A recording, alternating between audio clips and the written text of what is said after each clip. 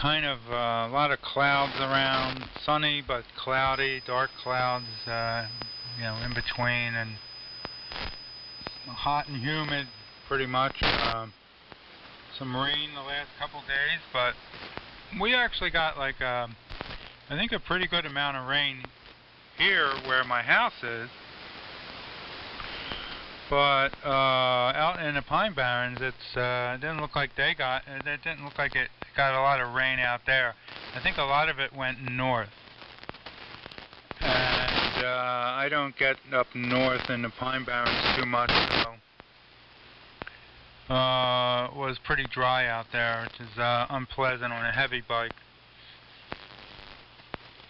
Yeah, I saw a house getting washed away. I guess that always happens. Landslides and floods and all that. There's always weather action, you know. If you watch the news now, you know about it. There's weather action. Blizzards, tornadoes, mudslides, forest fires, heat waves, floods, all that stuff. And it's kind of interesting. My wife is, I think, in the middle of reading a book. I think it's called like Stiltsville or something. There was some kind of island off of Miami or something. I don't know. And they, I guess that I don't know what the gist of the story is. It's like they pushed the natives out of the Miami area, and they went out to this little island and built houses on stilts, and then I don't know if like the rich people moved there or something, you know, something like that. But Stiltsville, I think it's called. That's the name of the development. And you got to take a boat out there or something. All the houses are on stilts. So, pretty interesting. I don't know, I actually heard about it, a book about it, I guess, or maybe there was a book that was set in Stiltsville, and then she read a book about Stiltsville, the history of it, or something like that. So, well, Ed's supposed to come over Wednesday. And we're supposed to hit the trail, so that'll be kind of fun. Ed down in Delaware. And I told him, why don't you just come over and take one of my bikes, because, I got two here, and we'll take it easy, do, a mix of street and dirt riding. Instead of loading up the truck and all that, they just come over and we'll leave from here.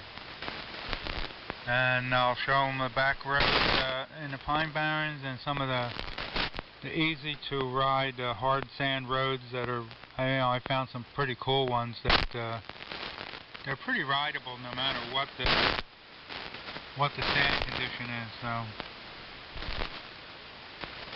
and DIY's still working. I did have 2 trip outs yesterday. I think it was raining, and I didn't show I had any SWR, but it was running like 280 watts, and I turned up the peak power a little bit, so it's like almost 1200, and it tripped out, and then I adjusted the antenna tuner a little bit. It might be not SWR, but reactance or something, so I don't know. But it's working reliably for the most part. WA3 VJB N2 DTS. N2 DTS WA3 VJB. Well, I'm glad to hear. And yeah, that's how critical it is. A little bit of capacitance or inductive reactance, and it says nah, especially if you're running on the hairy edge of the other parameters that the protective circuitry is measuring. I hear a nice 0 in there. Maybe that's Ed checking in, warming up. Yeah, I hear you. Very good on the potential dirt biking on Wednesday. Supposed to be cooler out, too. You'll have a nice ride. Forecast here is clear blue skies and which is really a change from the mid to upper 90s that we had for most of late July, early August. Man, it was steamy. It sounds like Radio Moscow. It's like 40 or 50 hertz. You are tuned to the North American service of Radio Moscow. Who is that anyway? Oh, that's me saying if the DYY will work. Well, it looks like you're... That's the furthest away I've ever heard another DYY. They usually are within like 10 or 15 cycles of one another. So, interesting. Not that it matters. I've calibrated mine to whatever convenient shortwave broadcast station is on 7290 at night. And especially at the top of the hour, I'll back time it right to their time signal. Let them have it. It's always fun. And you can't tell that there's two signals in there, so it sounds like I'm playing the national anthem of whatever country it is that fires up. Anyway, good on the dirt bike riding. That's what I was talking about. Some pictures, too, of noteworthy spots. If you go past the fire, for example, I realize now that that may have a little bit more electromagnetic interference than the quiet areas farther out in the wilderness, which is your posting as to what kind of antennas might be good. Yeah, one of those cheap fiberglass push-up or sectional masts sounds like the way to go. I guess you'll be taking the Wolf out there for significant power. Send me a text or an email or something when you intend to go out there so I can look for you. Work TTS/2 somewhere with Pine Barrens. Cool. And yeah, I agree. Some of these houses have been built over the years in areas known to be vulnerable. I did a story on one some years back. The building restrictions and zoning along the Gulf Coast were so loose that houses would inevitably be damaged in hurricanes. Florida, Gulf Coast, and all along in there. Not just New Orleans, because it's low. And the Federal Emergency Management Agency, which in those days had offered homeowners insurance for storm damage, decided to change things around and say, look, we'll insure you one more storm. And then you got to take the money and go move somewhere, or you're on your own. And it was their way of getting people to relocate out of those repetitive areas at their own decision making. And I think the program is called Project Impact. I think it's still in place. I just don't know how much people are taking advantage of it. But I have a hunch there might be a version of it on the way for the Outer Banks, because that's inevitably going to get skippier, lower and lower. Some of those houses were built 25 years ago, and of course you probably heard about them moving the lighthouse inland, because that was built 100 years ago. It was quite an expansive beach. And then it started nearly lapping at the foundation. So yeah, it's one of those things. Well, I just got an ARRL renewal notice here in the mail. I don't know whether I'm just going to throw it directly in the trash can or maybe scribble some pithy comments on the big offer. Expired member notice, it tells me here. There's a reason for that, pal. So we'll see what I do with that. What else is going on? Oh, I got an envelope here from K1YW. Greg sent me the spare set of pink 40s. So I'll open them up on the next transmission and make sure they haven't been squashed by the Postal Service. N2DTS WA3VJ.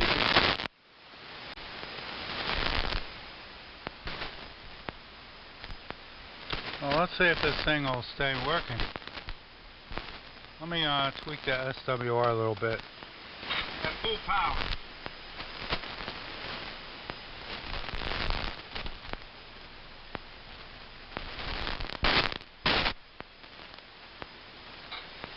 Uh, 280 watt.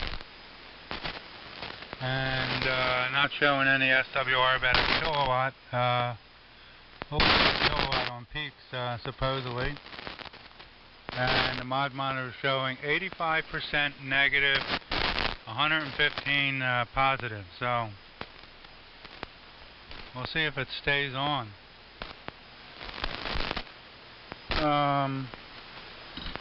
Well, I'm looking at the SDR. You know, SDR, what is this? This is a Sharp. This is AirSpy SDR Sharp Studio version 1.0.0.1811. It's probably old, but it has along the bottom it has a spectrum for the audio that runs the width of this thing also.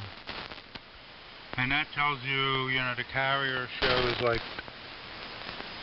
very precisely where it is in relation to 7290, which I don't know how accurate the AirSpy is, but it looks pretty close. I'm a teeny bit high. I don't know, what am I, 5 cycles, 2 cycles high, something like that. But I didn't know there was a calibration in there. I guess I never really looked. It's close enough for me, but yeah, it's cool, kind of cool if you have like a GPS thing and people can be right on the same frequency and no heterodynes or weird things happening and just be a bunch of people talking like a party line, right? So that's pretty wild. I turn the exciter off for the big transmitter. If this craps out, may I just switch over to the Wolf? Yeah, I bought a from, what was it, DX something? I don't know, that place, one of the ham radio places, I bought like a 38-foot telescoping mast, and I have that, and that's pretty cool, but it's pretty long to be carrying on a motorcycle. We can probably do it, but it's like I think a little over 3 feet long, fully collapsed, which kind of long on a motorcycle, but that can probably be done, and that'll hold up a sloper or the center of an inverted V, I suppose, and that would be pretty easy, you know. Couple of stakes in the ground for the ends, and I have to get something to mount the mast to, like a spike or something, I guess. So I don't know. I've also got a telescoping whip, metal whip, that's like 36 feet long, which would make a vertical. I don't think that would work well for local stuff. Oh, I don't know. I have the Wolf, which is kind of, it might be big and fragile because it has a big screen, but I also have the Zygu. The Zygu 6100. And that does, I think that does 15 watts peak or 20 maybe, and has a built-in battery and antenna tuner, which is nice. But it's only going to do like 3 watts carrier. I don't know what that'll do.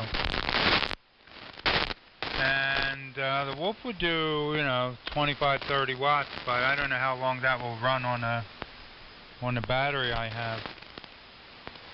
That would be a test. I mean, I could do probably at least 20 minutes, right? But there's also peak currents, and you got to watch with these modern batteries what you know, what kind of peak power you can draw out of them. There's all different versions. Like motorcycle batteries have high peak, but they don't have a lot of watt hours or amp hours, but they do a lot of high peak, you know, for the starter.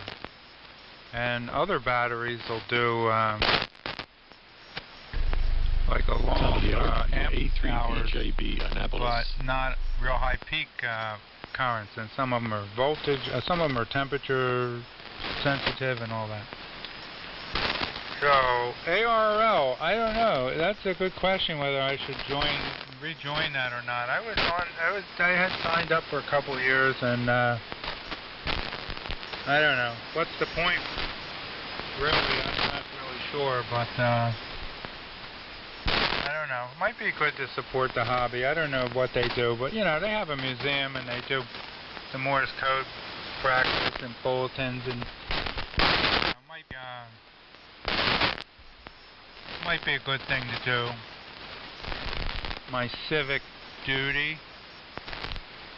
Anyway, the DIY seems to be holding up. So, let me see if the power changed. 262 watts.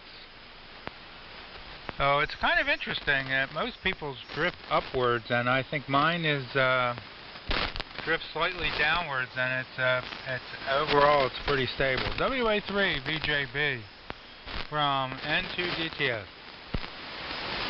It figures yours would go the opposite direction just to be contrary. Yeah, very good. Good transmission. The audio is nicely filled out. Yeah, mine definitely drift upward back before the mod to it. And the reason I know that is because I would set the audio when it was cold, and then wound up being undermodulated, 5 or 10 minutes into its use, a couple of transmissions. And I didn't know initially whether it just could be turned on and not transmitting, or whether it actually had to be transmitting in order for the power level to stabilize. And it turns out it has to be transmitting to get itself situated. So then I'd reset the audio and have a time on the radio and power down, and the next time I would come on, I usually would forget that the audio was set for hot. Kind of like setting your valves in your car. If you've got a overhead valve, rocker box 4, like my Datsun convertible, to set it cold, and the clearances will change as the engine warms up. Well, I had visions of a feeler cage somewhere and using it to set the DIY's audio, my mixed metaphor. But then I'd turn it on and it was cold and the audio was set for hot and it would trip because I was driving it too hard. So I'd get in there with my little screwdriver, my green Z-Lite, and either adjust the power or adjust the audio. I don't remember which one I settled on, but one or the other was the answer. It might have been the power because I was more frequently switching back and forth between the 300G and the Super Senior to see if anybody would comment about any audio changes. And so I would leave the audio alone on my processor and adjust the power on the Super Senior to match what it was happy with. So it was just overall a real pain, so I'm glad Bruce implemented a change to the thing. And yeah, on the support for the ARRL, I'm not that charitable. I tend to link my money to services rendered. And they had a problem the past couple of years of being unreceptive to their constituents.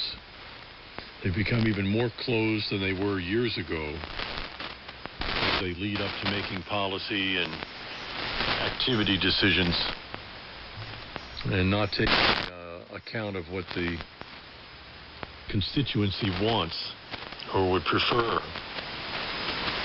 So I don't agree with that kind of an internal agenda. So I put them on probation and said, look, you got to get it together. First of all, you got to participate in some of these forums where good-natured, well-founded criticism is headed your way, and you have to respond to it on the record. None of this, closed bulletin board forum that's censored or meeting in private in the back wall of a ham fest somewhere and no recordings. Let's do it out in the open. Get committed. If you don't like your decision, fine. Later change your decision, but at least be open and above board about it. So they haven't wanted to play. They like the control, and they like not being responsive to the greater concerns of the vast majority, 80% of U.S. licensees who are not members, now including myself. So I would recommend against it, and spend your money on a subscription to QRZ.com. And I told the ARRL that's where my money was going. Fred Lloyd has made quite a thing out of the 20 years that site's been around, with now 1 million participants. Now, participation on the Z involves only registering your call sign. I realize that. But to get anybody to commit to any kind of participation like that is quite a thing. And to have 1 million people, when maybe 160,000 are paid subscribers of the ARRL, kind of shows me which way the wind's blowing anyway. So yeah, go spend your money over there. The Daigou, I think I saw an ad for a 6200. It's quoted at 8 watts. And I wondered if you had one of them. I forgot that you do. If the 6100 is the same as the 6200, and whether Daigou is spelled with an X. X-I-G, I don't have it in front of me right now, but since it seems to be better documented than the Wolf, I was at least looking at it. But you've had such good results with the Wolf that I'm actually leaning more toward that, or whenever you're ready to sell yours, drop me a line. What Brett buys, Brett sells. Yeah, that's probably your longest held radio, except for your home brew stuff, among store-bought rigs. Am I right? Have you had that the longest of just about any of them? N2DTS WA3VJB.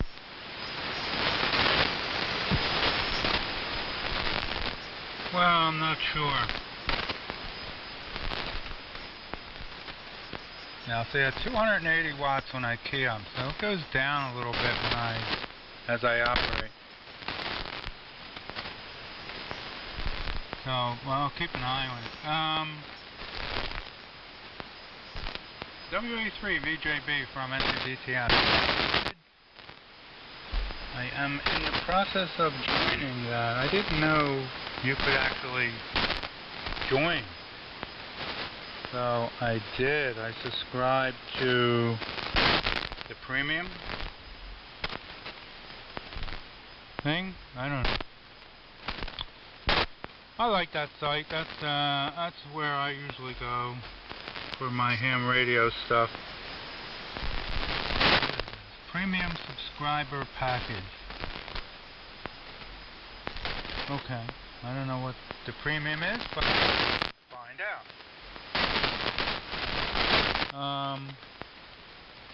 Alright, well, thanks for the information on the ARRL. It's kind of a traditional thing, you know. It's got history and all that, and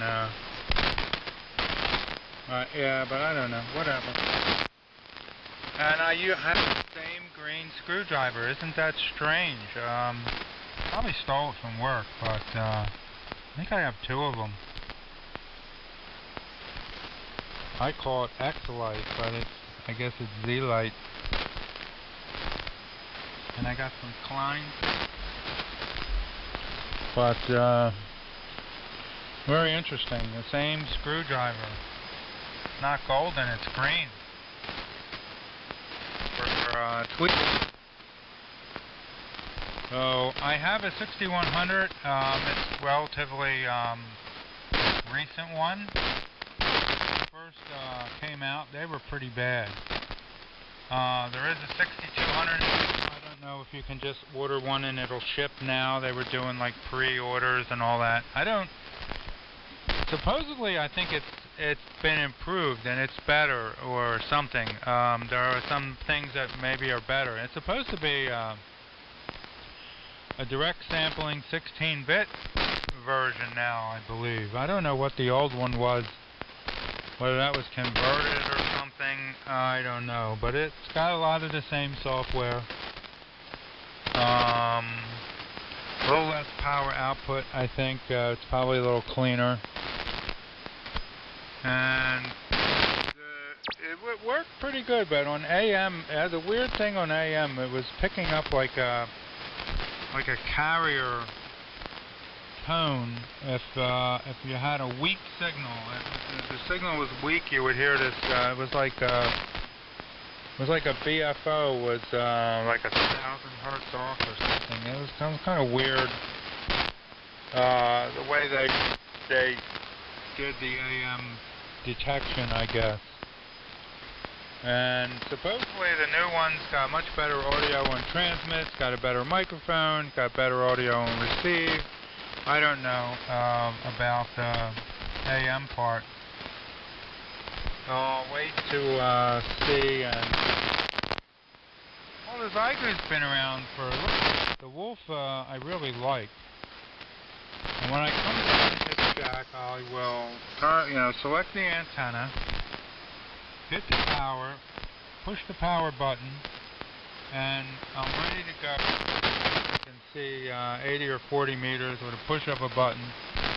I can transmit, and if something comes on, I can turn on the amplifier, which is like, I don't know, 2 seconds, it's ready to go. And talk at 150 watts or 130 watts carrier. So that's kind of handy, and it does like a lot of really neat things. So yeah, that's not going anywhere. And besides the nice features about it, I really couldn't sell it other than like scrap prices, right? I mean, it's like it's a Wolf. You don't have a warranty. You can't repair it. You can't send it away to be fixed. If something's not working, you know if half this stuff works. I never got the Wi-Fi working. I don't know if it works on 6 meters, right? It does some weird things, but I don't have a antenna for 6, so I don't know what it's doing. But it says it's working, but reduced power, but I don't know. So you're going to sell something like that. It's like, who knows whether it works? I don't even know if it works on all the bands. So I mean, that's if that crap's out, it's just going in the trash. I wouldn't try and sell it to somebody. Not somebody I liked anyway.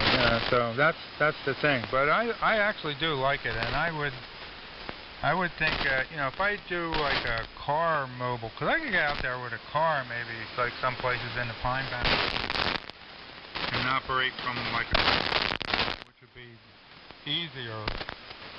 But I might be able to get it on a motorcycle and maybe put it in a backpack or something and get it out there. It'd be good for that too. And there's the salt marsh, which you could get a car there easily, and if you have you got room for batteries, and you got a car battery, and you got air conditioning and all, you could get gas that you put under the tire, all that. So I could do that too. That's pretty far out, but I don't know if it's as far away from electrical noises as the Pine Barrens is.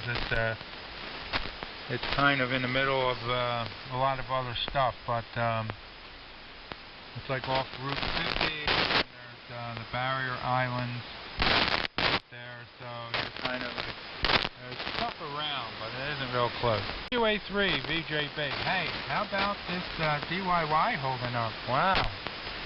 WA3 VJB from N2TCS.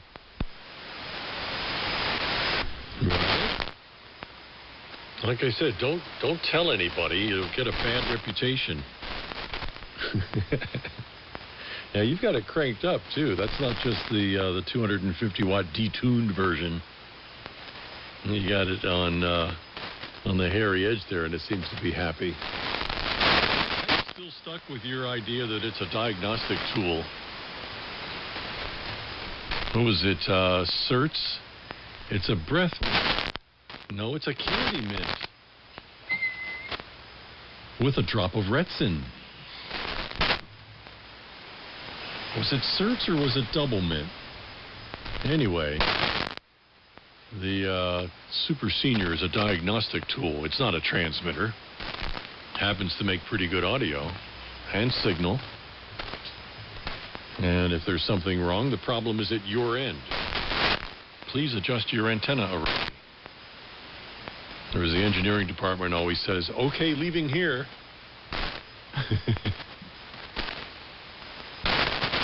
Yeah, it's interesting that you could get out to the salt flats in a car. I think most motorcycles, I mean, you could measure the voltage of the thing and maybe idle the motorcycle engine.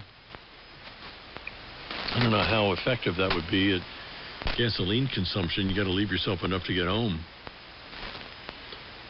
And the combination of the alternator charging the motorcycle battery and the occasional peak draws on transmit ought to be accommodated by a bike, because obviously it's got to run a headlight. Well, maybe a dirt bike is not, but one of those hybrid kind of bikes that is on-road and off-road. The headlight usually draws pretty good current. And yeah, I'm familiar with the high current capability versus the high duration trade-off.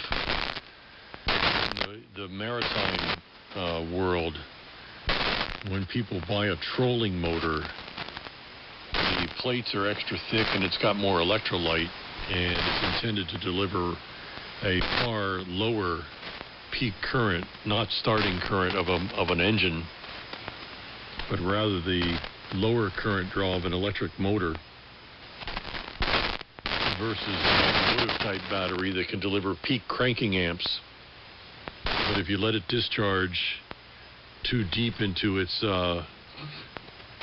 capacity, then it starts to warp the plates, which are thinner, when you recharge it over a period of multiple cycles.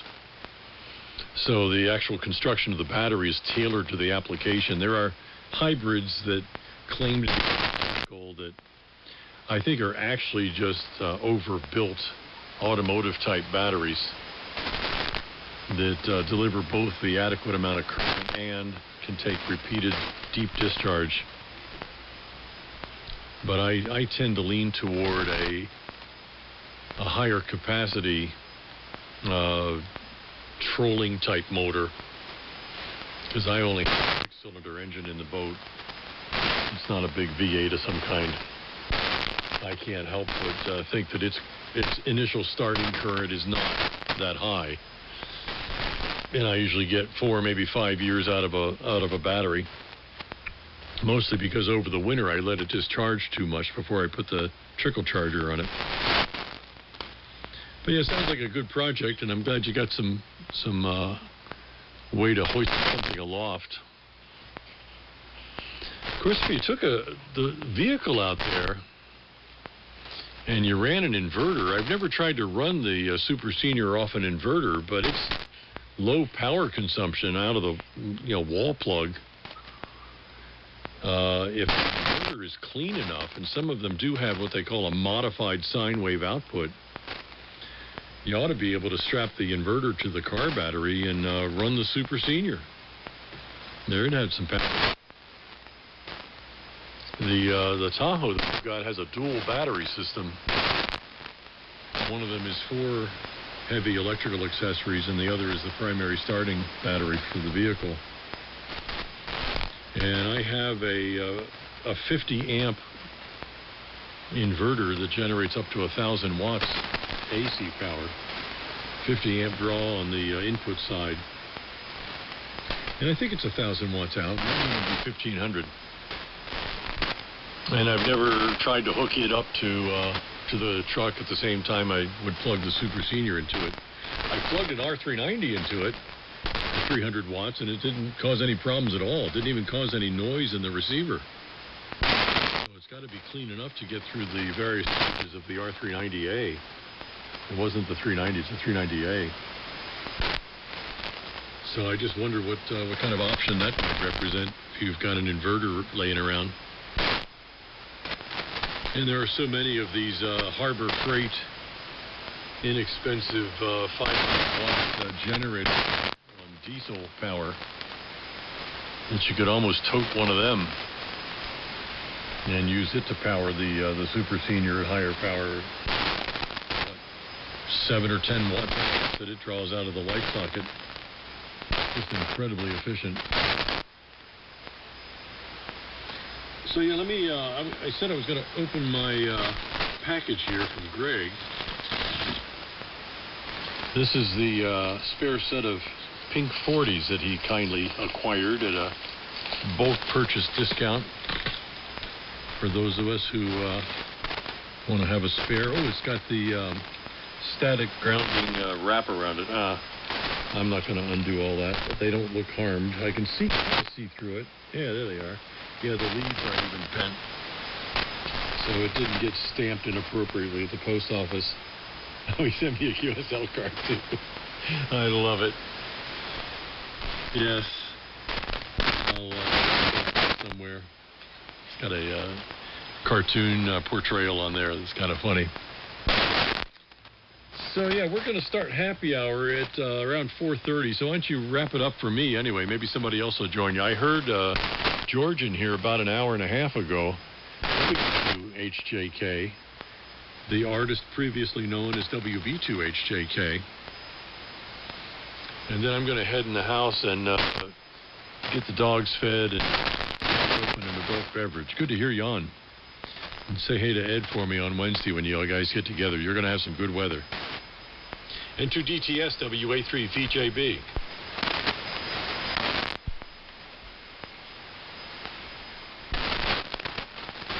WA3VJB from Enter DTS. 280 watts carrying. Yay, 1, 2, 3. I don't know. The peak reading not as high as, at least not on the LP100. 933 watts. It's not very peaky. Anyway, yeah, motorcycle charging systems are usually marketed at idle. They actually, a lot of motorcycles put out enough power at idle to power everything. You know, it depends. Like, you know, Big Harley or Goldwing or something probably does. Anything smaller usually, like if you pull the battery out, or I had a bike, the battery kind of went open, and I stopped at a light and the bike died, and it wouldn't start. It needs power to run the fuel pump and, the computer and all that, so, and at idle with the lights on, which you can't turn off, it's a rule, it doesn't make enough power.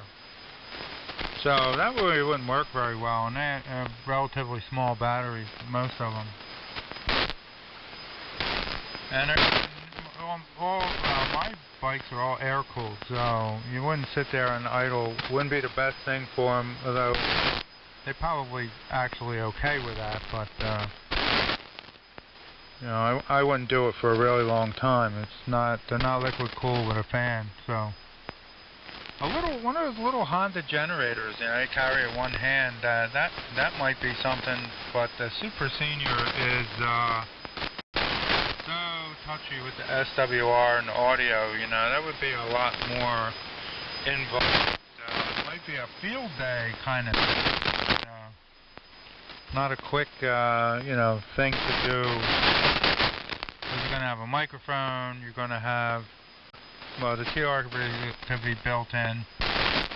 You're going to maybe buy one of those compressor things that Bruce sells that goes with the DIY. So you got that. You have an antenna tuner, and then you're going to have a receiver that's going to run off 12 volts. So it's a lot more complicated than just bringing something like a Wolf out there and talking into it. Some of the L-Craft has the microphone built in to the radio. It has a microphone built in. I think the Zyger, the 6100 does too. It has a microphone built in, so you don't even have to use a separate microphone if you didn't want to.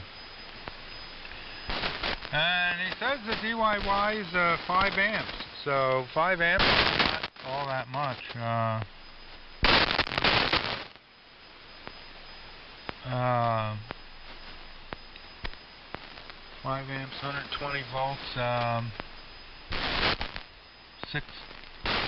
6,000 watts. I don't know. So I don't know, but I have the battery. I have. I bought this, possibly for this particular application that we're talking about. It's a Bioenno, Bioenno power lithium iron phosphate, and it's pretty big. It's like bigger than a brick. Substantially bigger than a brick, and it's about as heavy as a brick, really.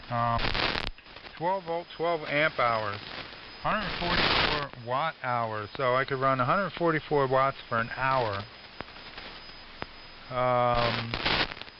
1 amp for 12 hours, or 12 amps for 1 hour, right?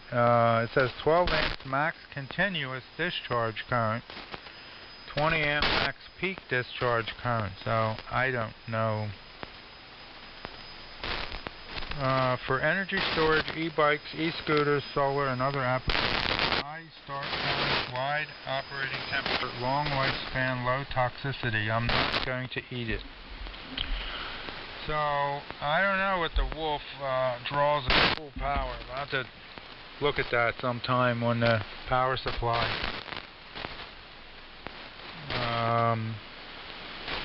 But anyway, yeah, I got some stuff cooking. Kind of last week I made a really good meal, which basically was a lot of garlic, some chicken tenders that brown them in the oil and garlic, all kinds of bell peppers, long hot peppers, some other kind of peppers, tomato pieces, fire roasted tomato pieces, and some seasoning, and the mushrooms and onions, and mix it all in a thing and cook it down, and it's super tasty and super healthy, and put it over pasta. Now that's up there simmering, so I'll go back to tending to that. It's real good hearing you on there, Paul, and pretty good that the DIY's percolating along here, so look forward to next time, and we'll say 73s. It's always a pleasure. WA3VJB from N2DTS. We all clear with the frequency, and it's always fun. Yeah, it has been good. Signals have been right up there, 20 over at a minimum. And I think it's tended to build here in the past half hour. Yeah, it sounds good up there on the stove. Wow. It made my nostrils flare, as you described it. So it had to be stirring the gastric juices there. Wow. Yeah, I just messaged Sam to see if it's time to feed the kids or not. One of them has taken my chair in the house, so even if I got my adult bridge, I wouldn't have a place to sit. But as soon as we bang their dish, they go running, so I'll get my chair back in a minute. Yeah, a little bit of a rain shower in the area here, too. I don't think it contains any lightning but out of ground antennas, because they are calling for some. And yeah, good on the batteries. Yeah, I've got one of those. It's not lithium hydrogen prostrate, whatever it was that you described there. The non-toxic. I think mine's a toxic sealed lead acid, just your basic gel cell. It came with a generator. I got a new one, same size, and it's about the same, about 15 amp hours, I think. And it's like 2 bricks stacked on top of each other. It's that kind of height and width, and heavy. I used it on one of the surveillance cameras out in the yard, so if the power goes out, it's still up and running. Hopefully never to get the video of the tree hitting the house. The house is heading into the ocean. Yeah, I'll look for you later. I'm glad I heard you uttering some tests there, and glad I'm hearing the Super Senior with its reliable, what does Greg call it? Mean time between failures. He actually has calculated it. I think last time he was up to 36 airtime hours. Oh, is it 36 minutes? No. No, he can change the FET in 10 minutes. I don't know. Anyway, I'll catch you later. N2DTS. Good evening from Annapolis. WA3 VJB. Out of here for now. Have a good dinner. 73.